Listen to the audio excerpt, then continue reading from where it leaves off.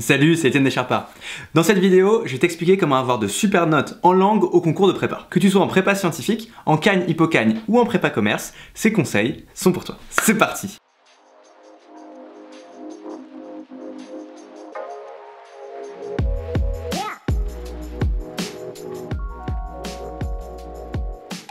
Moi, les langues en prépa, je dois bien reconnaître qu'au début, ça n'a pas été une énorme histoire d'amour. En anglais, j'étais à peu près comme tout le monde, donc bon, je comprenais, mais c'était pas ouf. Et en prépa HEC, on a une LV2, donc moi c'était l'allemand, et là, l'allemand c'était la cata. Tu chopes ton premier DS, tu vois que t'arrives à rien faire, et qu'on te rend ta copie, et que t'as 6, là, la réaction c'est un peu... Nein, ça ne va pas aller du tout, parce que là, les concours, ça va être compliqué. C'est un petit peu ce que ta prof d'allemand ou ta prof d'anglais va t'expliquer si t'es en galère récurrente dans ces matières. Les langues en prépa, il faut comprendre que c'est totalement différent des attentes du lycée. Les attentes du lycée, elles sont super simples. On attend de toi que tu saches t'exprimer, globalement que tu blablates un peu, et puis que tu comprennes dans les grandes lignes des conversations vraiment simples. En prépa, les attentes, elles sont 100% différentes. Maintenant, elles restent tout à fait atteignables si t'as compris ce qu'on attend de toi. Pour progresser en allemand, en anglais, en espagnol, en chinois, en italien, en arabe, enfin dans toutes les langues en prépa, c'est le même combat. L'idée, elle est super simple. Tu pars de 20 sur 20 et tu arrives à 0 parce que, en fait, entre les deux, tu fais plein de fautes. Ça veut dire qu'au début, avant d'écrire un seul mot sur ta copie, en théorie, t'as 20 sur 20. Et ça, c'est énorme. Avoir compris que tu pars de 20 pour arriver à 0 en langue, c'est la clé pour faire progresser tes notes. Ça veut dire que si tu parles une langue qui est efficace, simple, sans faire de faute d'orthographe, en fait, tu donnes pas le bâton pour te faire battre, donc, par conséquent, t'as une bonne note. Et ça, peu importe le concours. Je vais te résumer les attentes des correcteurs au concours en 2 points. La première chose, on attend une langue simple, sans fioritures, efficace. Si tu fais juste des phrases courtes, où les verbes sont à leur place, où les adjectifs sont bien déclinés si tu as des déclinaisons, où tes conjugaisons sont correctes, et où globalement ta phrase elle veut dire quelque chose, déjà tu perds pas de points, et donc au final ça équivaut à en gagner avec les langues. Deuxième attente, c'est la CIVI. Et là en fait on attend juste que tu sois un peu renseigné sur la culture étrangère. Alors oui évidemment, il faut que tu puisses blablater des choses dans tes essais, mais point trop n'en faut. Honnêtement, la CIVI, c'est pas la priorité de ces épreuves, contrairement à ce qu'on peut penser. En fait on attend juste que tu aies des idées sensées et qu'elles soient exprimées correctement. Les épreuves de langue, c'est vraiment des épreuves de langue. À partir de là, comment est-ce que tu travailles? Je t'ai rassemblé quelques petites techniques qui vont énormément t'aider pour faire la différence. On commence par parler de ton travail perso en langue. La priorité pour toi, je te l'ai dit, c'est faire des progrès en vocabulaire et en grammaire. Vraiment, tu dois faire des gammes, et tu dois sans cesse te perfectionner et choper des réflexes. Une fois que tu auras vu et listé et compris toutes ces notions de grammaire notamment, tu seras à l'aise, tu les verras et tu sauras comment faire. Pour ton travail perso, ce qui compte en langue, c'est la régularité. Vise environ 30 minutes de travail par langue par jour. Je te conseille de mettre les heures de langue en fin de journée parce qu'en général, c'est des heures qui sont un peu plus cool et en plus, on retient mieux le vocabulaire et les structures de grammaire juste avant d'aller se coucher. À l'usage, ça te donne 30 minutes d'exercice de grammaire à peu près tous les jours et une fois par semaine, 1 heure pour faire une version ou un thème ou 1h20 pour faire un essai. Maintenant, pour ce qui est de ton travail en cours. Commence ta traduction 5 minutes avant que ton prof rentre dans la salle de classe. Et ensuite, fais-la en instantané. Comme ça, d'un côté, tu traduis pendant le cours et en même temps, tu chopes la correction juste derrière. Si tu trouves que c'est un peu casse-gueule, simplement prends le corrigé et sois aussi attentif que possible pendant le cours. Participe et prends le temps de poser des questions pour bien comprendre tout ce que fait ton prof. Si tu as des lacunes en grammaire ou qu'un point n'est pas clair, c'est vraiment hyper utile de demander.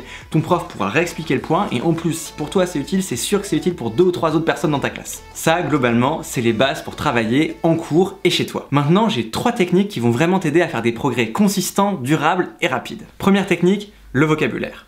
Pour ça, je te conseille de rentrer toutes les semaines environ 120 mots par langue dans Anki. Anki, c'est une application mobile dispo sur téléphone, donc iPhone et Android, qui va te permettre de rentrer tout ton vocabulaire. La spécificité d'Anki, c'est qu'en fait, t'as pas besoin toi de te demander ce que tu vas réviser. Tous les jours, Anki va choisir les cartes, en fait les mots de vocabulaire que tu dois revoir, et ça te fait gagner un temps fou, parce que t'as plus aucune question à te poser en ouvrant ton téléphone, tu sais ce que tu vas faire. L'idéal, c'est d'utiliser Anki dans les transports en commun entre ta prépa et chez toi. Si tu veux en savoir plus sur l'utilisation d'Anki, j'ai fait un super article à ce sujet sur le blog Descharpas, je t'invite à aller le voir, il est dans la description. Deuxième secret, créer une boucle grammaire essai. T'as besoin de bouffer de la grammaire pour progresser. Je te l'ai dit, si tu fais des fautes de grammaire, tu perds des points, t'as une sale note. Et en même temps, tu as aussi besoin de t'entraîner et d'utiliser ces connaissances et ces règles de grammaire que tu vas acquérir. Parce que si tu fais que des exercices de grammaire, c'est bien joli, mais derrière, il faut savoir faire des phrases avec. Et c'est pour ça que tu as aussi besoin de faire des essais. Voilà comment ça se passe. Toutes les semaines, dans chaque langue, essaye de faire un essai. Ça prend environ 1h, 1h20.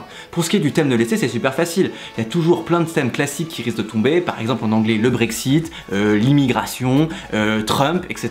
C'est assez facile de trouver des thèmes qui sont susceptibles de tomber. Et rien que faire ça, c'est super utile. Parce que si tu as un peu de chance et que tu es relativement smart dans les sujets auxquels tu penses, bah en fait, tu vas t'entraîner sur des sujets qui vont peut-être tomber le jour J. Donc mécaniquement, ton essai sera bien meilleur parce que tu auras déjà eu le temps de le traiter avant chez toi, à l'entraînement. Donc par exemple, bah, tu auras du vocabulaire sur la transition énergétique en allemand, die Energiewende. Et rien que le fait de savoir dire un panneau solaire ou une éolienne en allemand, bah, je peux te dire que comparé à la plèbe des autres candidats qui sera à poil, bah, ça fera une énorme différence. C'est bien sympa, t'as fait ton essai en 1h, 1h20, t'as pu l'enrichir un petit peu avec ton dictionnaire parce que ça fait partie de l'exercice pour t'aider. En revanche, tes phrases, tu les as fait de manière aussi correcte que possible.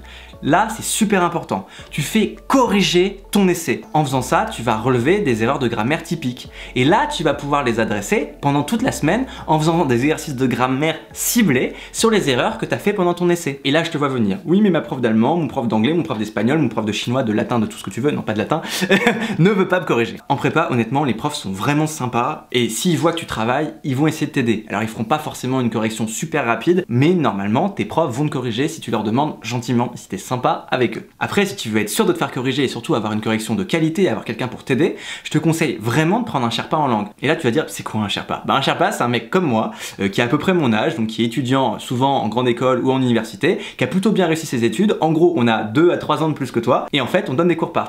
Donc, prends quelqu'un pour t'aider en anglais, en allemand, en espagnol, et lui ou elle pourra corriger tes essais, te faire des feedbacks, et même t'aider à faire des exercices de grammaire bien ciblés. Et ça, honnêtement, ça va faire une différence monstrueuse pour tes concours. Imagine juste ce que ça fait d'avoir un 17 ou un 18 en anglais. Troisième et dernière astuce, tu as besoin d'un cahier d'erreurs pour chaque langue. Ça, c'est mon cahier d'erreurs d'allemand.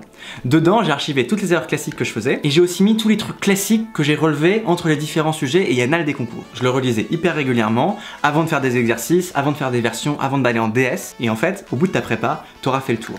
Honnêtement, c'est un des secrets qui m'a vraiment permis de décoller et de faire des progrès hyper rapides. Je te le recommande énormément. Et d'ailleurs, si tu appliques la boucle essai-grammaire, à chaque fois, tu vas pouvoir rentrer de nouvelles choses dans ton cahier d'erreurs. Donc tu vois, tout forme un tout cohérent. Maintenant, tu as mes astuces principales pour faire des gros progrès en langue. N'oublie pas, tu pars vraiment de 20 pour finir avec une sale note. Si tu fais pas d'erreur, t'as une bonne note. C'est aussi simple que ça. Je voulais vraiment finir cette vidéo sur les langues pour te dire que les langues, c'est un investissement ultra rentable en prépa. Au début, les progrès mettent vraiment beaucoup de temps, ils suivent un peu une courbe exponentielle, donc au début, bah, t'es sur le bas de ton exponentielle et tu rames, sauf qu'à la fin, les langues, c'est certainement une des matières où obtenir des notes très élevées est plus facile. Et ça, j'en suis l'exemple vivant. J'ai commencé en prépa à 6 en allemand, et 9 en anglais, et j'ai fini avec 18 en allemand et 16 au concours. Et ça, sans être bilingue. C'est juste que je rendais des copies ultra propres, en faisant très peu de fautes, avec une langue simple et efficace, en utilisant un peu de vocabulaire bien vu par-ci, par-là, et tout ça en ayant des opinions un petit peu renseignées, parce que je faisais un peu de civi, mais de manière très stratégique. Pour aller plus loin, j'ai écrit 2 articles hyper denses sur les Sherpas. Tu peux d'abord lire ma technique en 5 passages pour faire une super version ou un excellent thème, et sinon t'as notre technique légendaire pour faire un essai de malade et bluffer tous tes correcteurs. Voilà, c'est fini. J'espère que cette vidéo t'a plu. Si oui, lâche un pouce bleu, pense à t'abonner et active la cloche, et on se retrouve très vite pour de prochaines vidéos.